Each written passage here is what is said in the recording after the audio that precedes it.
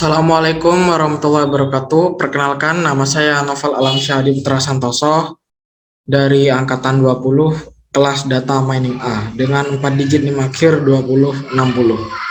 Baik, di sini saya akan mengerjakan modul 3 tugas dari praktikum data mining ya.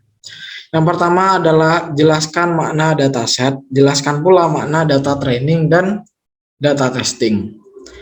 Kita akan jelaskan satu-satu, yakni dari dataset dulu. Dataset ini adalah himpunan data yang berasal dari informasi masa lampau yang biasanya merupakan kumpulan dari berbagai objek. Nah, sedangkan data training adalah kumpulan data untuk melatih algoritma machine learning, mempelajari dan memahami informasi pada data. Sedangkan data testing adalah bagian data untuk menguji keakuratan algoritma yang sudah dilatih menggunakan data training menggunakan data baru. Yang kedua, jelaskan proses penyusunan dataset. Di sini ada beberapa ya prosesnya, ada 7.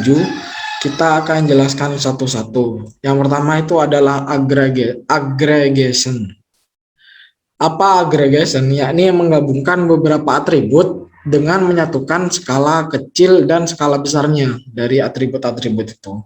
Yang kedua yakni sampling, yakni mengambil sebagian data yang bisa mewakili seluruh populasi. Ya tujuannya untuk penyusunan dataset ya. Ada beberapa jenis sampling, yakni yang pertama simple random sampling atau acak. Ya, yang selanjutnya ini sampling without replacement. Apa? Yakni data yang disampling tidak boleh disampling lagi. Berarti tidak boleh ada sampel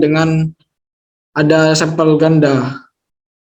Yang seterusnya ini ada sampling with replacement. Ini boleh disampling lagi, jadi boleh ganda gitu. Selanjutnya yakni stratified sampling.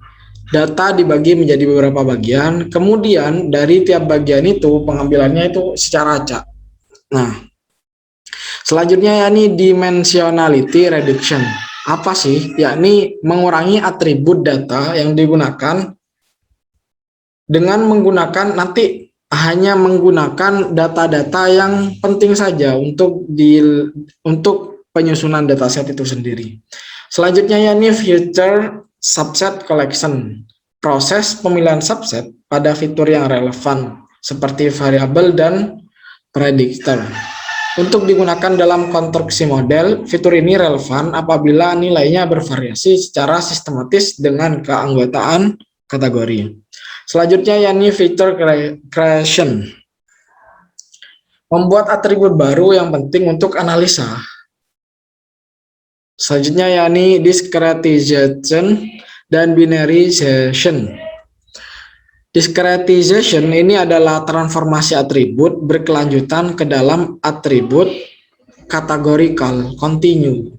Atribut continue ke dalam atribut categorical. Sedangkan yang binarization, yakni transformasi atribut berkelanjutan maupun diskrit, continue atau diskrit ke dalam bentuk atribut biner. Nah, selanjutnya yakni atribut yang terakhir ya, atribut transformation. Atribut transformation sendiri adalah sebuah fungsi yang memetakan seluruh rangkaian nilai dari atribut tertentu ke satu set nilai pengganti baru, sehingga setiap nilai lama itu dapat diidentifikasi dengan salah satu nilai baru tersebut. Nah, sudah ini ada 7 berarti ya, nomor 2. Selanjutnya nomor 3-nya, jelaskan makna atribut dataset iris. Jelaskan pula makna kelas dataset iris. Dataset iris ini merupakan dataset multivariat. Dataset ini memiliki 150 sampel yang terdiri dari 3 spesies iris, setosa, virginica, dan versicolor. Sedangkan yang ada di dapat kita modulnya itu ada 4 ya. Yang terakhir nih angkenung. Masing-masing dari spesies ini memiliki 50 sampel. 4 fitur yang diukur dari masing-masing sampel yaitu petal length, petal width, sepal length, dan sepal width. Petal sendiri itu merupakan putih ya, berarti panjang putih, lebar putih. Sedangkan sepal itu adalah kelopak, berarti panjang kelopak dan lebar kelopak. Selanjutnya nomor 4. Di nomor 4 ini masukkan dataset iris sebagai array 2 dimensi di NumPy. Pisahkan setiap kelas di array yang berbeda. Setosa, Versicolor, Virginica, dan Ankno. Langsung saja kita masuk ke dalam Google Colabs-nya.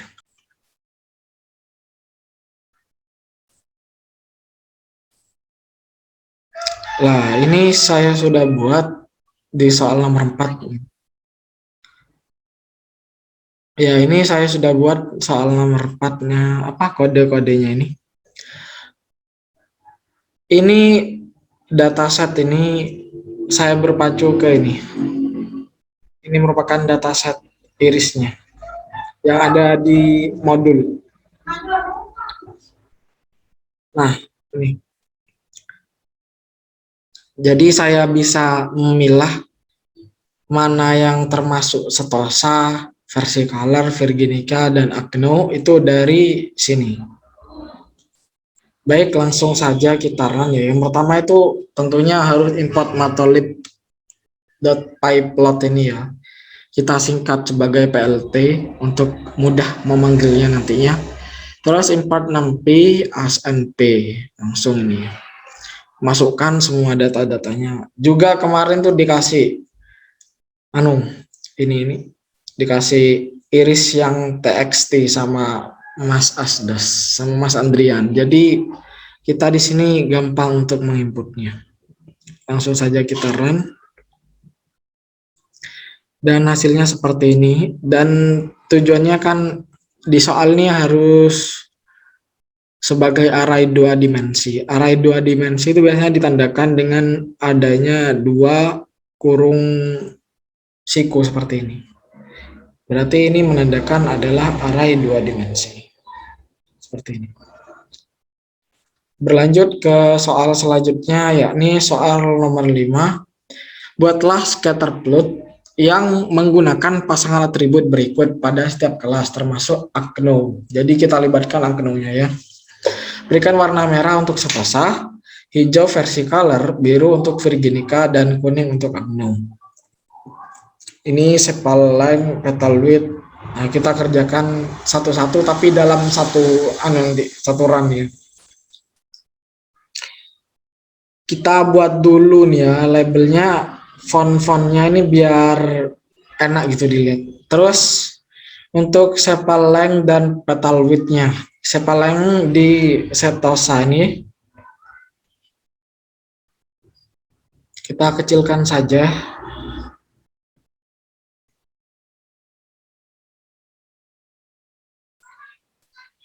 Ini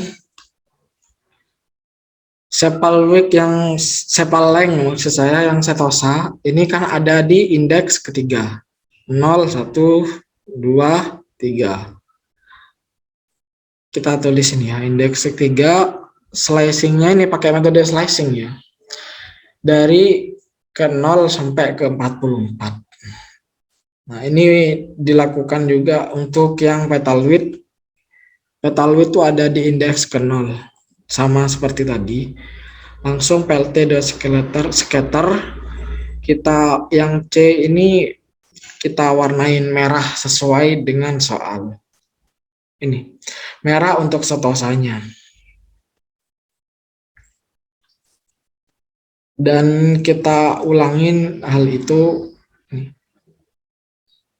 Merah untuk Setosa, sedangkan biru untuk Virginica,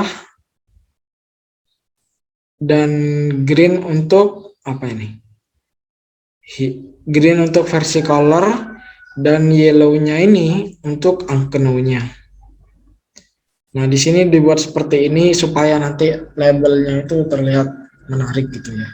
Dan juga bentuk pengimplementasian dari latihan-latihan yang dijalani ketika praktikum kemarin.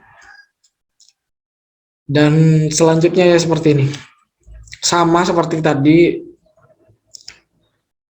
sepal width ada di indeks kedua, petal length ada di indeks pertama, dan seterusnya ya. Sama kayak tadi, ini dilakukan berulang ya. Langsung saja kita run. Maka hasil yang muncul akan seperti ini.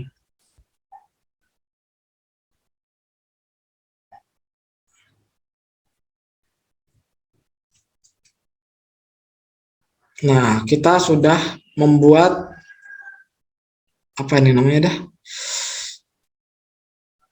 Scatter plot. Nah, ini namanya scatter plot ya. Selanjutnya masuk ke nomor 6-nya. Jelaskan bagaimana karakter pengelompokan setiap kelas pada scatter plotnya. Jika semakin dekat ini ya, jika semakin dekat itu pendefinisiannya maka tidak bagus. Karena ini kan samar-samar ya guys ya. Ini dekat banget ini. Kalau jenis kelasnya sama itu biasanya cenderung berkelompok. Kalau ini. Terus ini berkaitan dengan soal nomor 7 ya. Ini perhatikan data yang berjenis unknown dan jelaskan bagaimana cara meramal jenis data unknown. Cara meramalnya ya tentunya kita harus lihat scatter plotnya dia. Dari yang sepal length dan petal width di sini scatter unknown-nya ini terbagi, ada yang di bagian atas, ada yang di bagian bawah. Jadi tersebar. Begitupun yang sepal width yang petal length, sepal width dan petal width ini tersebar semua unknown-nya. Ya, nomor 8 ini buatlah paralel ini sudah saya copy ke dalam ini. Buatlah paralel koordinat plot dari data yang berkelas setosa, versicolor, dan virginica. Berikan warna merah untuk setosa, hijau untuk versicolor, dan biru untuk virginica. Gunakan perintah plot dan operasi slicing pada numpy untuk mempermudah tugas Anda. Sama kayak tadi, kita kan di atas sudah pakai slicing sama plotnya juga ya. Sini juga seperti itu, import dulu. Ini untuk tampilannya nanti ya guys ya. Y untuk setosa, Y1 virginica, dan Y2 untuk colornya. Langsung saja kita run ya guys ya.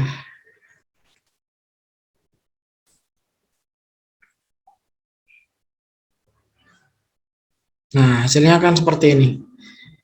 Ini yang setosa ini warna merah, virginia warna biru, sedangkan versi colornya ini warna hijau.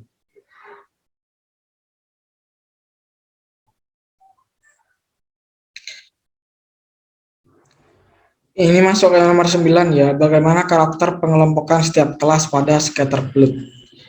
Ini kurang lebihnya sama sih, sama yang sebelumnya.